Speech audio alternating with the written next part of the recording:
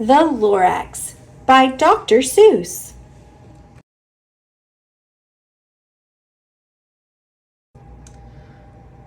At the far end of town, where the grickle grass grows, and the wind smells slow and sour when it blows, and no birds ever sing excepting old crows, is the street of the lifted Lorax.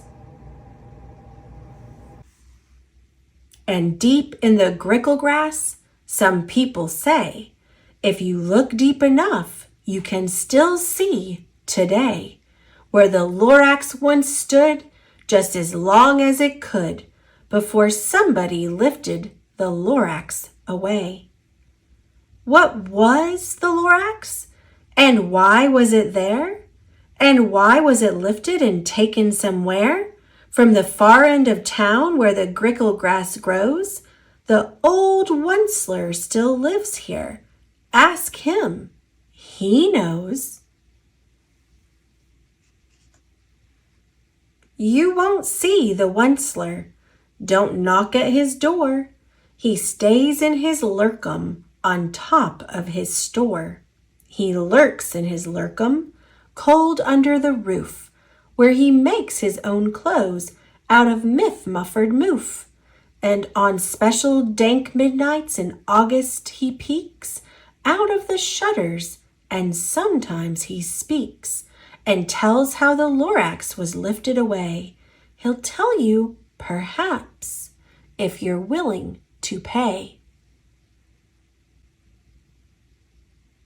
On the end of a rope, he lets down a tin pail, and you have to toss in 15 cents and a nail, and the shell of a great, great, great grandfather snail.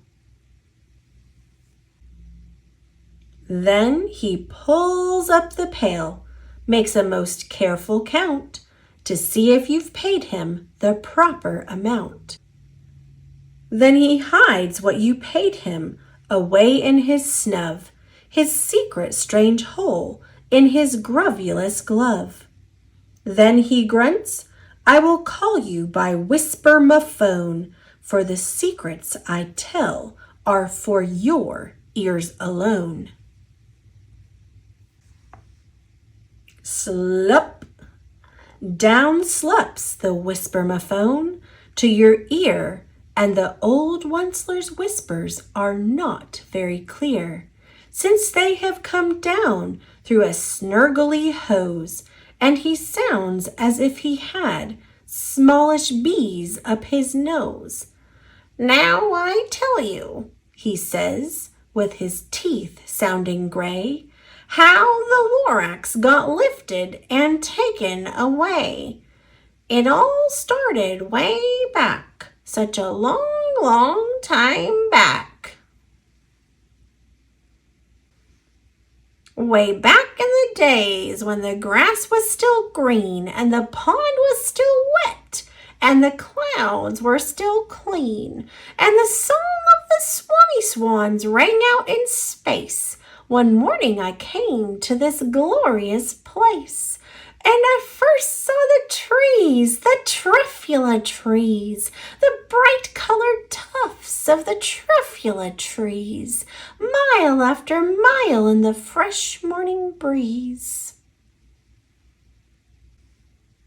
And under the trees I saw brown barbaloots, frisking about in their barbaloot suits, as they played in the shade and ate truffula fruits. From the ripulous pond came the comfortable sound of the humming fish humming while splashing around. But those trees, those Truffula Trees, all my life I'd been searching for trees such as these.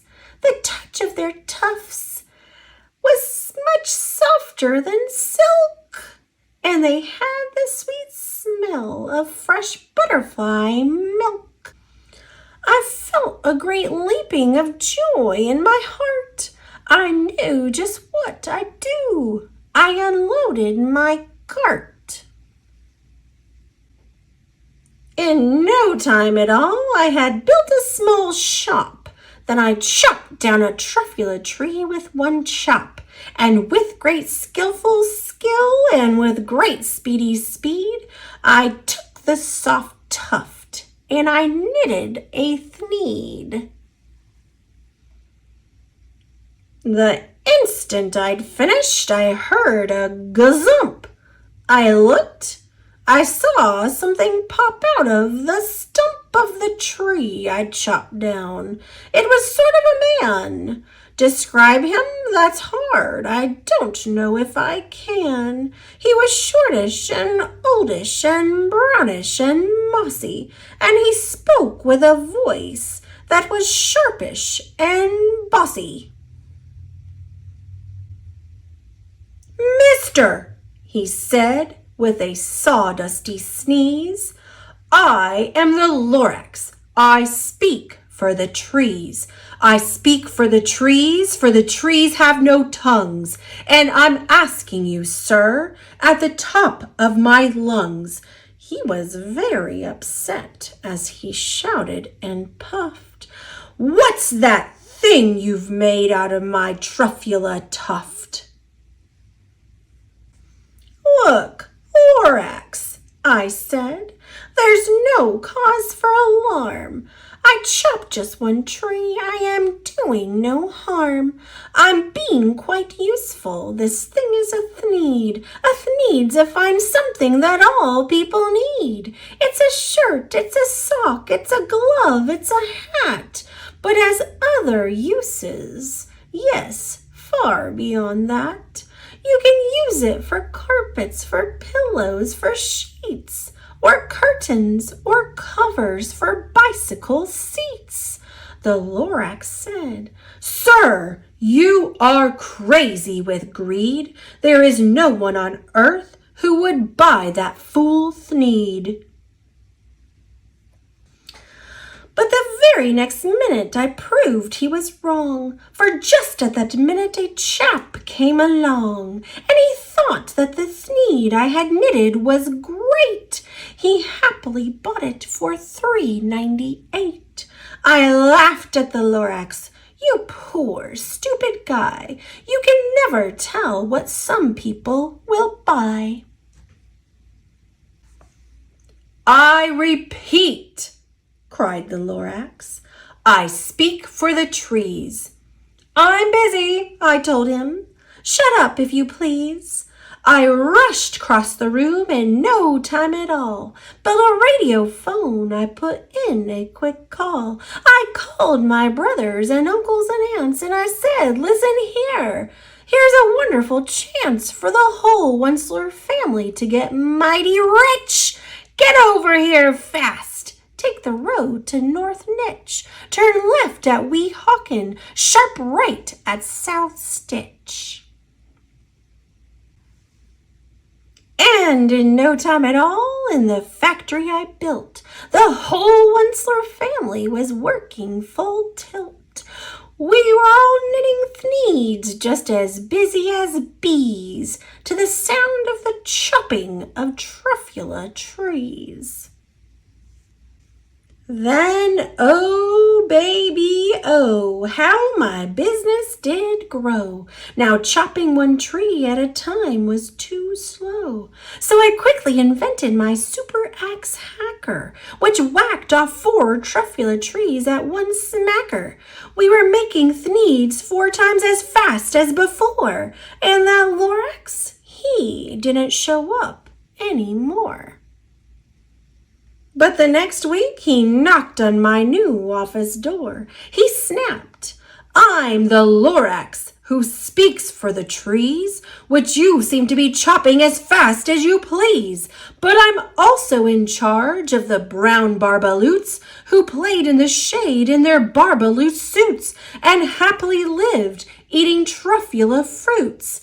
Now, thanks to your hacking my trees to the ground, there's not enough truffula fruit to go round, and my poor barbaloots are all getting the crummies because they have gas and no food in their tummies." They loved living here, but I can't let them stay. They'll have to find food, and I hope that they may. Good luck, boys, he cried, and he sent them away. I, the Once-ler, felt sad as I watched them all go. But business is business, and business must grow, regardless of crummies and tummies, you know. I meant no harm, I most truly did not. But I had to grow bigger, so bigger I got. I biggered my factory, I biggered my roads, I biggered my wagons, I biggered the loads of the Thneeds I shipped out. I was shipping them forth to the south, to the east, to the west, to the north. I went right on biggering, selling more Thneeds, and I biggered my money, which everyone needs.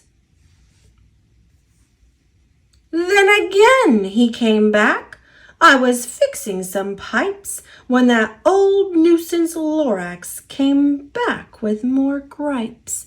I am the Lorax. He coughed and he whiffed. He sneezed and he snuffled. He snargled, he sniffed.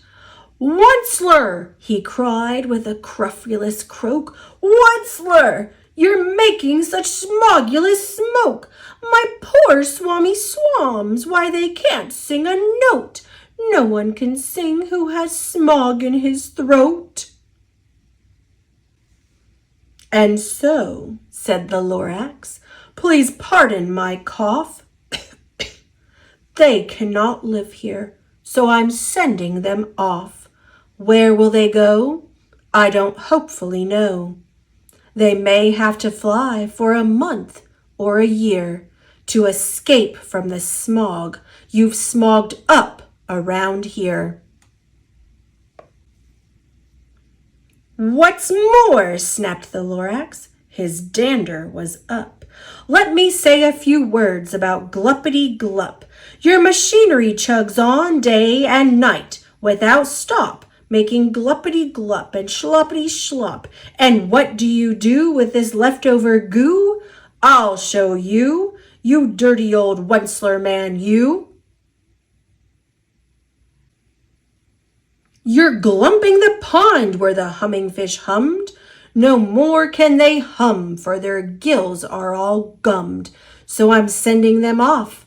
Oh, their future is dreary. They'll walk on their fins and get woefully weary, in search of some water that isn't so smeary.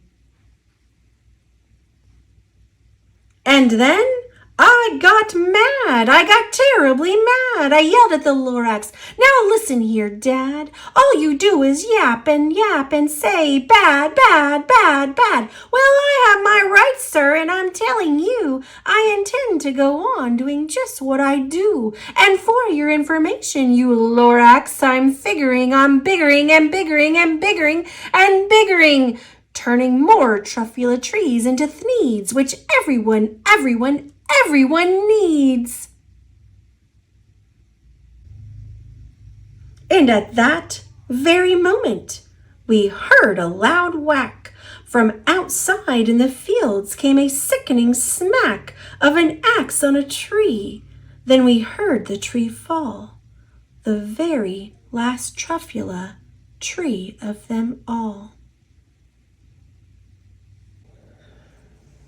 No more trees, no more Thneeds, no more work to be done. So in no time my uncles and aunts, every one, all waved me goodbye. They jumped into my cars and drove away under the smoke-smuggered stars. Now all that was left 'neath the bad-smelling sky was my big empty factory, the Lorax, and I. The Lorax said nothing, just gave me a glance, just gave me a very sad, sad backward glance as he lifted himself by the seat of his pants. And I'll never forget the grim look on his face when he hoisted himself and took leave of this place through a hole in the smog without leaving a trace. And all that the Lorax left here in this mess was a small pile of rocks with one word, unless. Whatever that meant, well, I just couldn't guess. That was long, long ago, but each day since that day I've sat here worried and worried away. Through the years while my buildings have fallen apart, I've worried about it with all of my heart. But now, says the Once-ler, now that you're here, the word of the Lorax seems perfectly clear, unless someone like you cares a whole awful lot. Nothing is going to get better. It's not. So, catch, calls the Once-ler. He lets something fall. It's a truffula seed. It's the last one of all. You're in charge of the last of the truffula seeds, and truffula trees are what everyone needs. Plant a new truffula, treat it with care, give it clean water and feed it fresh air. Grow a forest, protect it from axes that hack. Then the Lorax and all of his friends may come back.